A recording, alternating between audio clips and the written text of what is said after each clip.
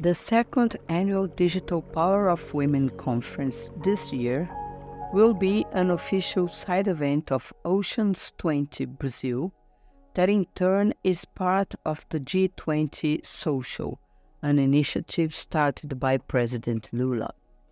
We will feature female perspectives from early career scientists to senior advisors. Listen to them. Hi, my name is Nakia Gareng. I work at the Institute of Marine Affairs in Trinidad and Tobago. My background is in remote sensing, but broadly in GIS. And I believe the most important thing would be to continue creating a space where women not only have a seat at the table, but we're listened to, continue supporting, continue just opening up avenues so that women, especially young women, can continue coming into and having a really active and impactful role in marine science and communication. My name is Christine Canals, and I'm from the University of Maryland Center for Environmental Science, and also the Ocean Bridges team with the ECOP program from the United States. I think the most important change that we need to have to normalize women's leadership is to have women in leadership positions and high up positions, so they can make space for younger people and other community women to be part of the science.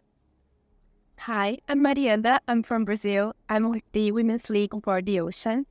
And I really would like to see more women involved in leadership positions, and that is normal for us. And by that, we really could benefit from connecting to each other, women helping each other, and also investing in careers for women at the beginning of their journeys, their professional journeys, so we could be more empowered by ourselves to be able to take on those leadership roles. Thank you. My name is Mataba Malange from the King Peninsula University of Technology in South Africa. The most important change to normalize women's leadership in tackling climate change and advancing ocean science is to make room for women to occupy this space genuinely and authentically. It's not about just appointing a woman into a leadership role. We need to first embrace the diversity in the leadership styles. Leadership positions tend to come with a pre-existing mold and from people who have previously occupied that position. And so when someone looks different or doesn't fit into that mold, then there's usually some resistance to listening and valuing their ideas. To advance, we must create genuine space for women to lead authentically. This means allowing us to bring unique perspectives and new ideas to the table. If women can bring new life into this world, then I'm pretty sure they can bring new ideas to tackling climate change and advancing ocean science. Let's make room for that change. My name is Juliet Hannes, and I'm from Cape Town in South Africa. And one of the things that we really need to do to be able to normalize women in leadership roles is to empower men to be there, to have a voice and to support us so that they know how they can work with us to ensure that women in leadership roles is the new norm. This is such a great question, and I'm really honored to be able to give my humble opinion on it. You know, of course, there needs to be change in structures and processes, and there need to be strategies and action plan to really advance this issue. And there's some great examples within the UN system, outside the UN system, of where this is happening. But at the end of the day, we're all people. And we need to be working with girls, young women, boys, young men, so that the notion, that the idea, that the experience of women in ocean science is just completely normal, and people are not even asking questions. And this needs to be reinforced by intergenerational solidarity. So one generation of female scientists is working and inspiring the next. So by the end of this decade, gender equality in ocean science is just something we can take for granted.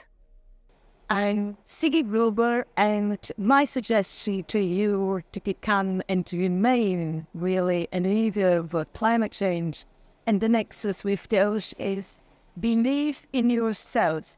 Believe in what you see, because you see that the climate is really affecting people, the earth, the ocean. We need the voice of the women, because women are practical. They don't fool around. They just get down to the action. So continue to do so. All the best. Thank you.